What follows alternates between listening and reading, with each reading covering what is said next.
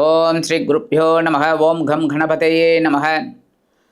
ஆன்மீகம் ப்ளஸ் நேயர்கள் அனைவருக்கும் ஜோதிட குருஜியின் இனிய வணக்கங்கள், வாழ்த்துக்கள். இந்த பதிவு உங்களுக்கு மிக அற்புதமான ஒரு பதிவு. ஏன் அப்படின்னா, மாத பலன் கிட்டத்தட்ட ஒரு 30-31 நாட்கள் அப்படிங்கும்போதே நமக்கு அந்த ஒரு கியூரியாசிட்டி இருக்கும். என்ன எப்படி இருக்கும் என்ன அப்படின்னு. அந்த வகையில் ஏப்ரல் மாத ராசி பலனை இப்போ பார்க்க போகிறோம். இந்த ஏப்ரல் மாத ராசி பலன் அப்படின்னு வரும்போது இந்த கிரகங்களோட சுழற்சிகள், இந்த மாதம் பார்த்திங்கன்னா பெரிய கிரகங்கள் எதுவுமே பயிற்சி கிடையாது. குரு, சனி, ராகு, கேது. மற்ற கிரகங்கள்லாம், சந்திரனையும் நம்ம விட்டுறணும். ஏன்னா சந்திரன் வந்து தினப்பலன், தினத்துக்கு அந்த சந்திரன் மாறிகிட்டே இருக்கும். நட்சத்திர சாரம் அப்படியே மாறிட்டு இருக்கும். 2.25 நாள் அவ்வளோதான்.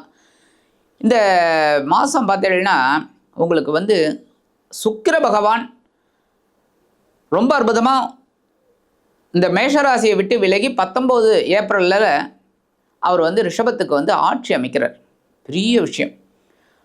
அடுத்தபடியாக புத பகவான் 10 ஏப்ரலில் மீனராசிக்கு வந்து நீச்சம் அடைஞ்சிடுறார். ஏன்னா கன்னியில் உச்சம் அப்படிங்கிறதுனால மீனத்தில் அவர் நீச்சம். இந்த நீச்சம் எதனால் வந்தது அப்படின்னா, அங்கே குரு வந்து ஆட்சி. எப்போவுமே குரு பலமாக இருக்கும்போது புதனோட வேலை அந்த அளவுக்கு ஒரு பெரிய இதை கொடுக்காது. அதனால தான் அங்கே நீச்சம்னு ஆச்சு.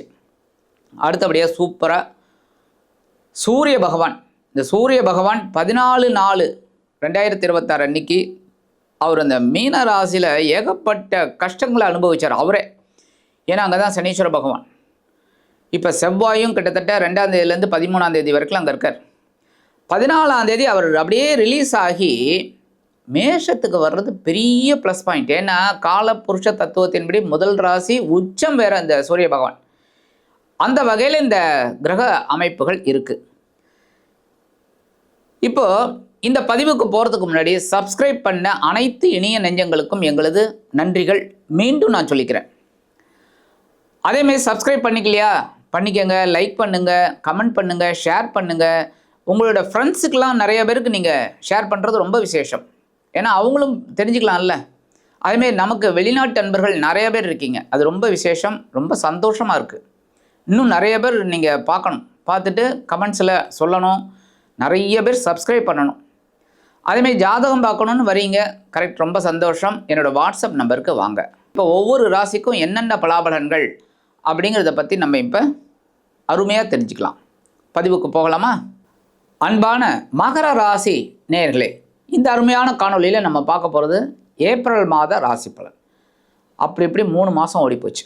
எப்படி இப்போ இந்த 4ஆவது மாதமாவது நமக்கு ஒரு நன்மை பயக்கக்கூடிய ஒரு மாதமாக பார்த்துடலாம். இப்போ ஃபர்ஸ்ட் ஆஃப் ஆல் உங்களுக்கு பார்த்தீங்கன்னா 5-10 அதிபதி, பஞ்சமாதிபதி, ஜீவனாதிபதி சுக்கிர பகவான் சூப்பராக சுகஸ்தானத்தில் இருக்கார். 4ஆம் இடத்துல கேந்திர ஸ்தானத்தில் இருந்தாலும் ரொம்ப விசேஷம், நல்ல ஒரு முன்னேற்றம். 19/4/2026 அவர் அப்படியே மாறி பஞ்சமஸ்தானத்துக்கு வந்துடுறார். இந்த 5ஆம் வீட்டு அதிபதி 5ஆம் இடத்துலேயே ஆட்சி அமைத்து அதி அற்புதமாக சஞ்சாரம் பண்ண போகிறார். இந்த மாதம் முழுவதும் சுக்கிர பகவானோட அனுகிரகம் உங்களுக்கு நன்னா இருக்குது. அற்புதம், சொல்லவே வேண்டாம். சுக்கிர பகவான் உங்களுக்கு மிகப்பெரிய ஒரு நன்மைகளை கண்டிப்பாக கொடுப்பார். அதுமாதிரி ரொம்ப நாளாக அந்த உங்களோட குழந்தைகளுக்கு ஒரு குழந்தை பாக்கியம் இல்லையேன்னு ஒரு வருத்தம், அது கண்டிப்பாக நிவர்த்தி ஆகும். குழந்தை பாக்கியம் கிடைக்கிறதுக்கு வாய்ப்பு இருக்குது. அதுமாதிரி இந்த காலகட்டத்தில் உங்களுக்கு ஆன்மீக பயணங்கள் அற்புதமாக இருக்கும். டக்குன்னு கிளம்பி போயிட்டு வந்துடுவீங்க.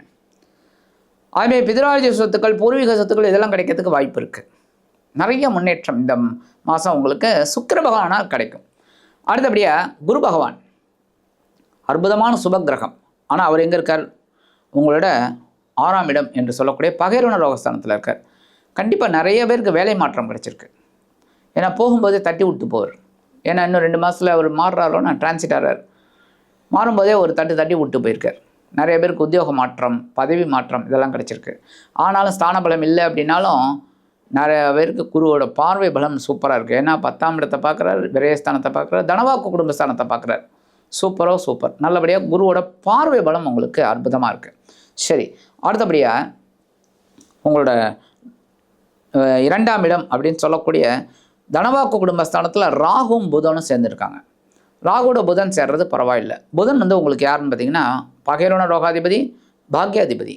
அப்போ 6, 9 குடையவர் உங்களுக்கு வந்து 2ஆம் இடத்துல இருக்கார்.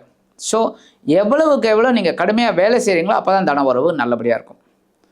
அதே சமயம் கொடுத்த வாக்குறுதிகளை காப்பாற்றுறதுல இந்த மகர ராசி நேர்களை அடிச்சுக்க ஆளே கிடையாது.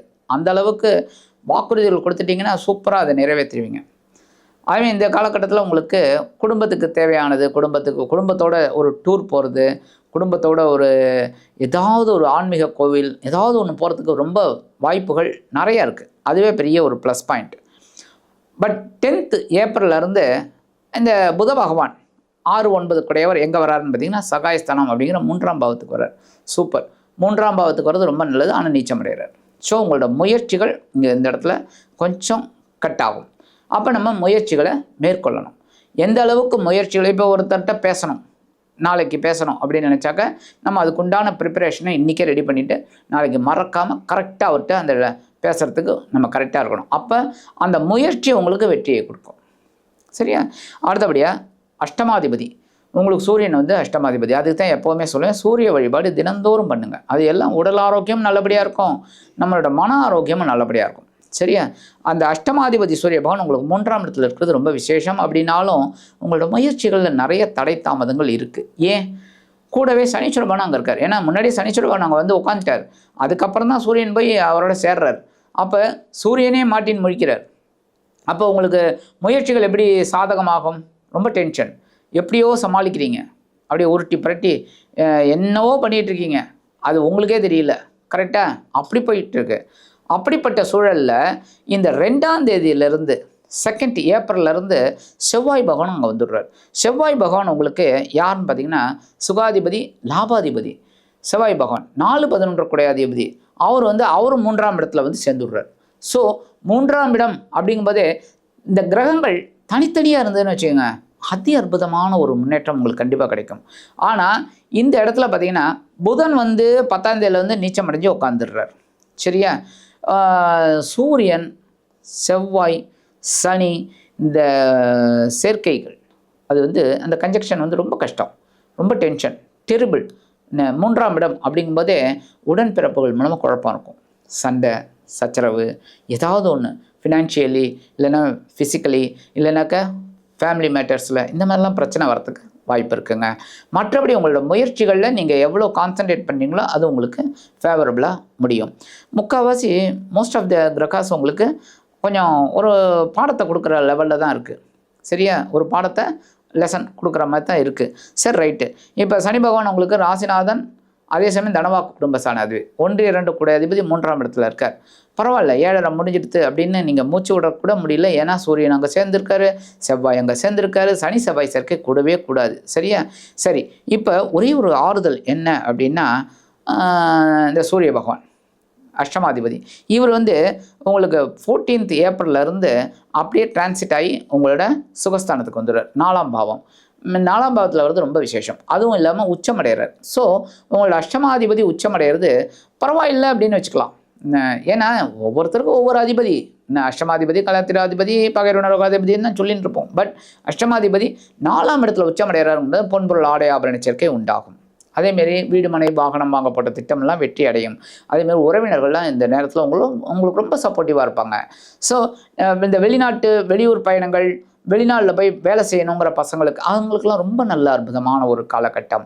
அதேமாரி வெளியூரில் போயிட்டு நம்ம ஏதாவது ப்ராப்பர்ட்டி வாங்கலாமா அப்படின்னு திட்டம் போட்டிங்கன்னா அதெல்லாம் உங்களுக்கு சக்ஸஸாக முடியும்.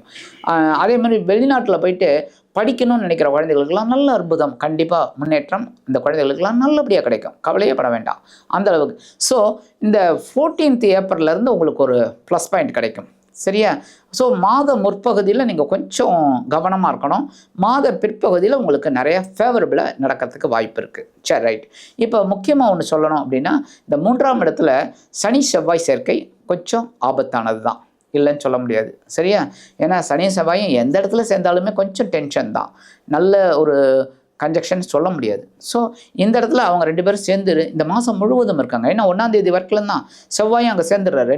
2ஆம் தேதியிலேருந்து சேர்ந்துடுறாங்க. ஸோ ஒரு டென்ஷன் இருக்கிறதுனால கொஞ்சம் என்ன பண்ணுறது ஏது பண்ணுறதெல்லாம் தெரியாமல் இருக்கும். ஸோ கவனமாக இருக்கிறது ரொம்ப ரொம்ப விசேஷம். சரியா? இந்த மாதம் முழுவதுமே பார்த்திங்கன்னா உங்களுக்கு 14th ஏப்ரல்லேருந்து சூரியன் மட்டும்தான் உங்களுக்கு ஃபேவரபுளாக இருக்கார். சுக்கிரன் உங்களுக்கு பரவாயில்ல, ஒரு சந்தோஷத்தை கொடுத்துட்டுருக்கார். எவ்வளோ பிரச்சனைகளுக்கு நடுவிலையும் ஒரு சந்தோஷத்தை கொடுத்துட்டுருக்கார் சுக்கிர பகவான். ஸோ சுக்கிரனும் சூரியனும் உங்களுக்கு ஒரு ஃபேவரபுளாக இருக்காங்க. குரு கொஞ்சம் 6ஆம் இடத்துல இருந்தால் கூட குருவோட பார்வை பலம் உங்களுக்கு நல்லபடியாக இருக்குது.